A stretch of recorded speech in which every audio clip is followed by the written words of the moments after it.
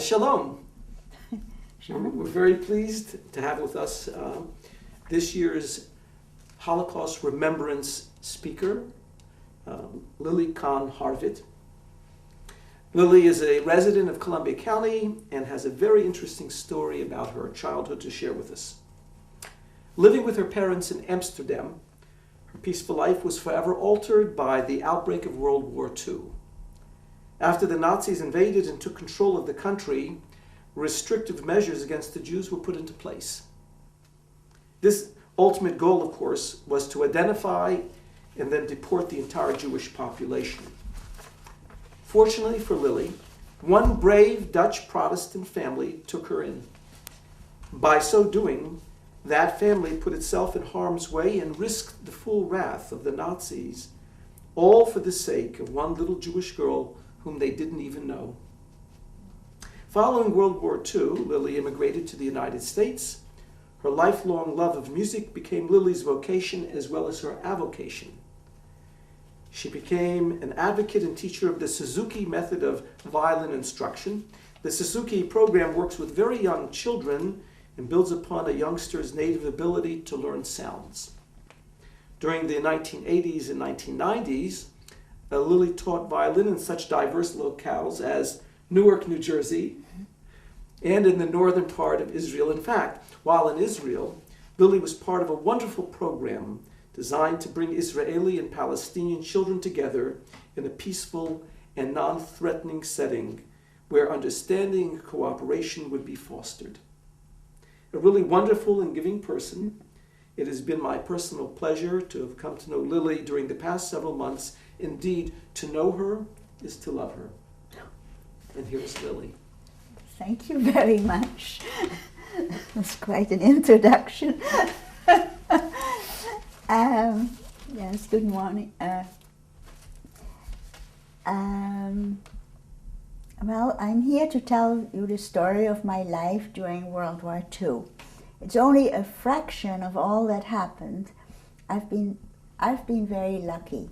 I am here. On May the 10th, 1940, Germany invaded Holland, Belgium, and part of France. Holland had been neutral in World War I and had expected to remain so again. The Dutch army fought hard, but on May 14, the Germans bombed Rotterdam flat. Rotterdam is the second largest and most important city in Holland.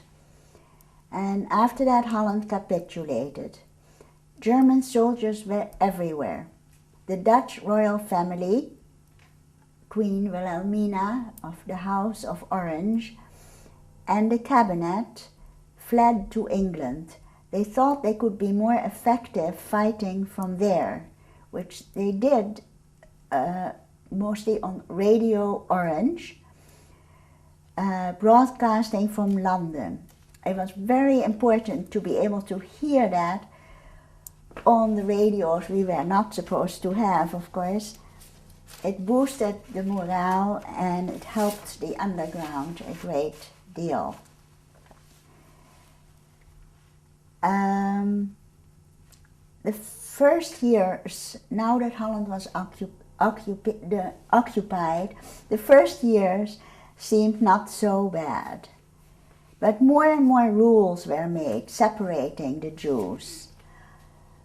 Holland had always had very little anti-Semitism, and Holland has always been known to have freedom of religion, and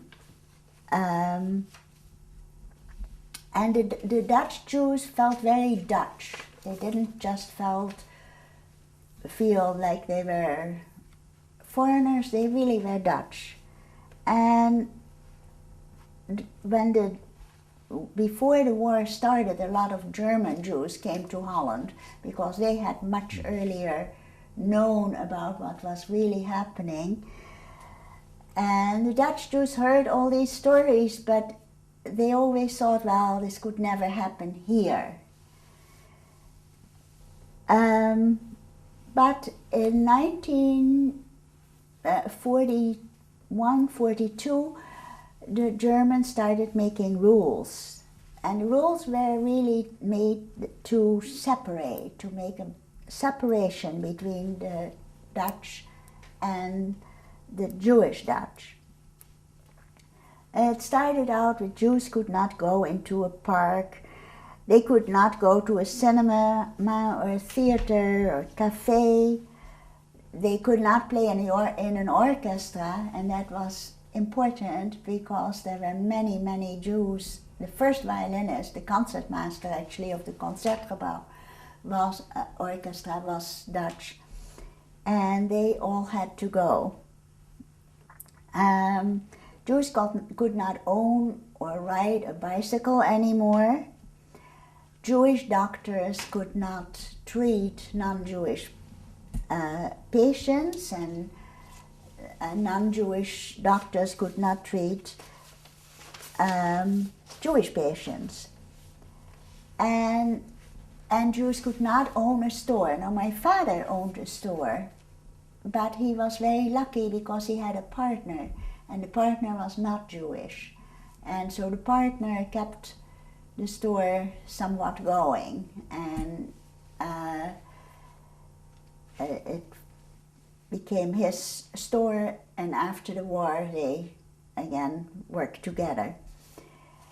And then a very bad thing, Jewish children could not go to school anymore, to public school, and had to go to Jewish schools, which doesn't seem bad, but it is a big separation if you suddenly have to leave all your friends and go to another school. Then in 1942, all the Jews had to go to Amsterdam, and they lived in a part of Amsterdam which became like a ghetto, and of course this made it much easier to identify the Jews and to find them.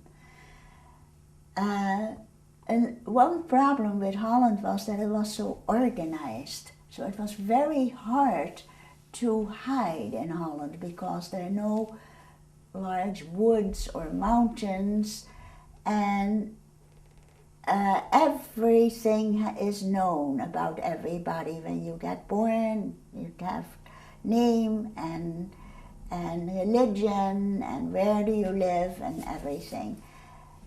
And the Germans organized the Jews there was a Jewish, the Judenrat, the Jewish council, who were in charge of all the Jews, and they thought they were helping the Jews. If we just if we just do what the Germans ask us, they will not, things will not get so bad. But of course that wasn't really true, so later there was a lot of talk about the role of the Jewish Council in this. Were they collaborating or were they trying to help? And I do believe that they were trying to help the Jews. It took the Dutch also a rather long time to get a resistance going, because there had not been any war in Holland for 100 years. So it took a time to get organized. But once they did, a lot of people did work in the resistance movement or the underground. In 1942, when all the Jews were in Amsterdam, the raids started. Oh, and I forgot to tell, all the Jews had to wear a yellow star on their outer clothing whenever they were outside. And so you knew right away. Then the raids started. Many Jews were picked up at night, in the middle of the night. The German soldiers came, and some Dutch police helped them, and that was called the NSB. That's the Dutch who helped the Germans. but I believe there were more people in the underground. The Jews that were picked up were brought to the theater in Amsterdam, and from there to Westerbork and to Vught, 2 camps in Holland. They were not death camps, but they took every week 1,000 Jews, or whatever number it was at that time, mostly it was 1,000 I think, off to the death camps like Auschwitz and Treblinka and Sobibor and others. There were many raids now, and there were all kind of stories going, making around. Like it was said that if you were married, you were safe. My mother's 2 younger sisters both got married in a hurry, and the oldest sister was the first one taken away and never seen again. My mother was a nurse and started working as a nurse again, because that in the beginning was fairly safe, because they needed nurses in the hospital. And on the way home from work, she always stopped at her mother's house to see if her mother was all right. One day she had to work late, and she was very late, and thought, well, I won't go today. And she ran straight home, and that was the day, that night her mother was taken away and never seen anymore, didn't come back. And my mother was hurt by that for the rest of her life. She felt bad about that. And when we left the house, we always had to say goodbye, and you could never be angry at each other and leave, or it stayed with my mother very much, and I do the same now. It got very bad. My parents decided to try to flee to Switzerland, and via the underground they got false papers, and there was supposed to be a train that was going to Switzerland, and they gave me silence lessons because it would be dangerous if I would talk, if somebody would ask me questions and I would talk in that train. So I was taught that children do not talk in the train. It's forbidden. Anyhow, the night before we were supposed to leave, and the suitcases had been brought already and everything was set, my father had this sudden intuition that it was not okay to go. And so he suddenly said, we're not going. And his intuition was very right, because that train never went to Switzerland, it went to Germany. And the people in that train were brought to the camps. Now my parents found it was time to go into hiding. They really, every night there were raids, and they heard the raids, and they went into hiding. At Mrs. Bouquet, Corrie Bouquet. Corrie had a boarding house and had, I think, about 10 people living in her big Amsterdam house. She asked all her boarders to leave, and they were all good people and connected with the underground apparently, because they were all trustworthy. If I say good, it means trustworthy. And she asked them all to leave, and she left their names on the door, so it looked as if those people still lived there. But she had, in each room, she had Jews hidden. My parents could hide there, but she would not take children, because hiding a child would bring everybody in very big danger. If she had hiding places installed in the house between the floor and the ceiling and in false closets, and I have a picture that I will show you later of the hiding place in the house where my parents hid. But they had to find another hiding place for me. And Dr. Kropfeld, a good friend of my parents, knew a family that was willing to hide me. But he could not tell my parents where they were or who they were. And because if you didn't know where your child was and you were being tortured or whatever, you simply didn't know. It was safe. So my parents had to bring me away, and now I need the book and I can't get up. This is a picture of the hiding place. Mm. They were false shelves. This is where my parents were hidden. And when they went in the hiding place, they had to take all these things off the shelves, take everything they were using with them. If you were asleep at night, you had to take your blankets because the bed was warm. If you were drinking coffee or tea, you had to take your teacup. And so they took everything in the hiding place and then very fast put everything back. In the meantime, Corrie Bouquet would keep the Germans out by talking, and she had a bell which she could push right next to the front door, and all the people in the house then knew that they had to get into the hiding places. And one more interesting thing is that what the Germans sometimes did, they said, okay, you have nobody here hiding here, then why don't you call out and say, everybody come out now?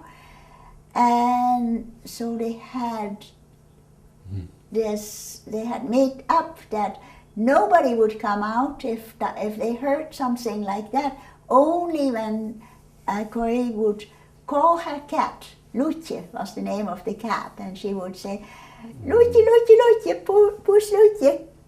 And and then everybody knew that it was safe.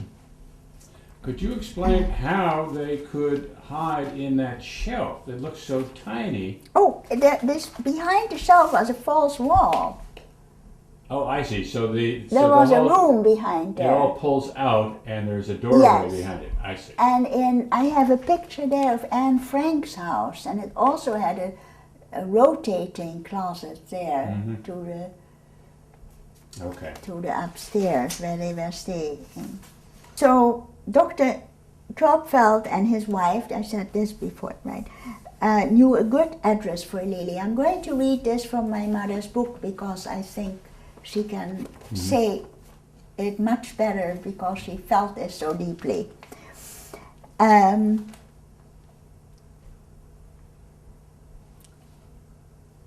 Jacques told me, Jacques is the name of my father, my mother is Lien. Jacques told me right away that it was absolutely impossible for him to take her. Therefore, I didn't have much choice, and I had to make myself do this horrible task. As I am writing this, 42 years have passed. But believe me, I still hear her frightened crying when I arrived with her at the Kropfelds. I was 5 years old in 1942. The daughter of the people where Lily was going to live was waiting for her. The girl was about 6 years older than Lily, and strange enough, they looked a little bit alike. They could have passed as sisters. The longer I stayed, the more Lily cried, and Dr. Kropfeld advised me to leave.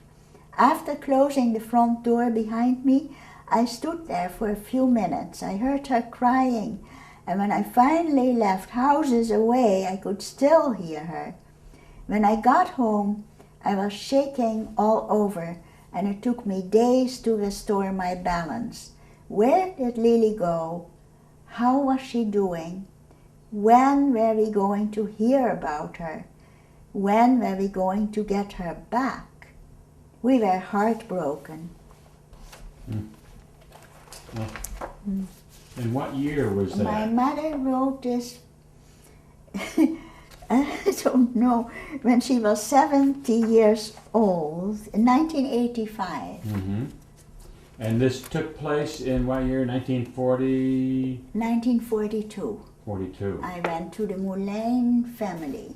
Mm-hmm. This is, and the Moulins lived in Amsterdam and very close, actually, of where the Kropvelds lived, on the Laressestraat 58, Laressestraat 58 in Amsterdam. Jaap and Wies Moulin had two children, Tammo, who was about 14 or 15 when I came, and Nel, who was 11. Mm-hmm.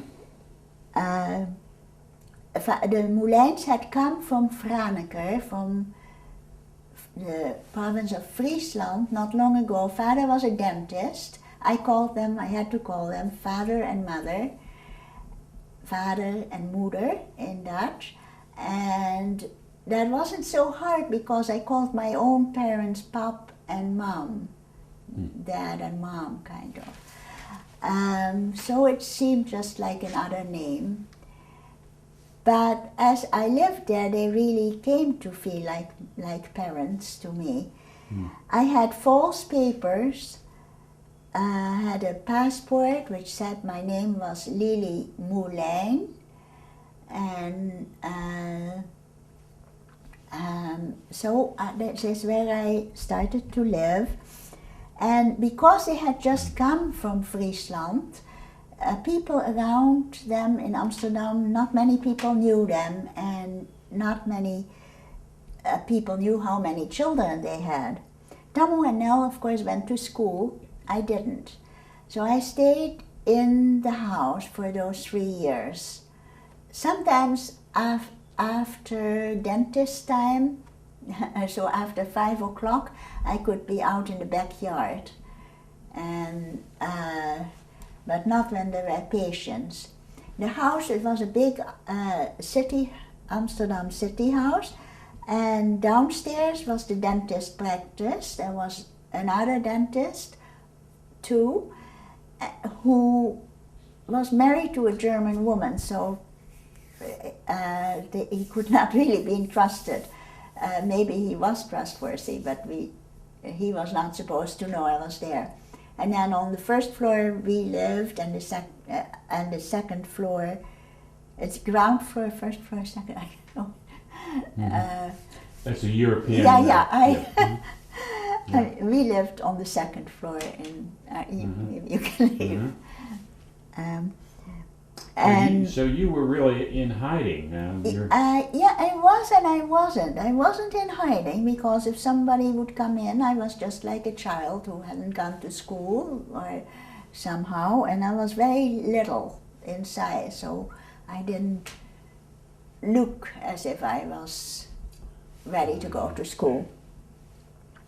How did I experience it? I must have missed my parents very much in the beginning because I got sick, because I thought they had deserted me. And after a few months, or 2 months, I think, the Moulin family got in touch through the underground with my parents and asked them to come and visit. And they were actually hidden a few blocks away. And once I had seen them, I was all right. I don't remember this at all. I just remember the time as a rather happy time. I loved the Moulins, especially I loved Nel. I was sharing a room with Nel. We had to walk through Tammo's room to get to Nel's room. And so took a lot of privacy away for them. And Nell was actually very brave and in the underground herself. She would bring around the paper, the underground paper, in her violin case sometimes. Nell played violin, and this is where I for the first time saw and heard a violin, and I just loved her violin. She made, when I was there for a while, she made me a cardboard violin and a stick with hair on it, and I was holding her cardboard violin. And when she went off to school, I would stand in front of her stand, music stand, and play all she was playing and sing it. And I can still remember that I was sure I was playing it. But of course it was a cardboard violin. When I turned 6, somehow Mevrouw Lens, who was also in the underground, Lucy Lens, and who was Nell's violin teacher, then found a little violin for me and came to the house to teach Nell and me. And I am still playing, and Nell became a violinist, very good. And of course Tammo and Nell both could not have any children play at home because nobody was supposed to know I was there. And it would be hard to explain why I didn't go to school. The people from Franeker, which was the small town Vader and Moeder had lived before, sometimes came to visit. And because they knew that the Moulins only had 2 children, they never would let them in. And they would come back to Franeker and say, well, now that Dentist Moulin, Dr. Moulin, is a big city person, he feels too big for us. He doesn't want to see us anymore. And there was this one lady from Franeker that once came to Amsterdam, and she had decided this was not going to happen to her. So when Moeder opened the front door, she sort of just walked right past her and up the stairs, and then saw me there. And of course the Moulins had to explain something. Who was this child? And they had her promise not to tell it to anybody in Franeker. And she promised that very much. And then after the war, we found out that everybody in Franeker had known about it. But Franeker was a very good little town, and even the police in Franeker was in the underground. So I experienced the not going outside. That was bad, and so I remember that not looking outside was the worst. And one time I climbed on the table to look out of the window because they had half curtains. The lower half of the window had a curtain, so I couldn't see through it, and nobody could look in. And so I stood on the table to look out, and somebody came into the room and they were very angry at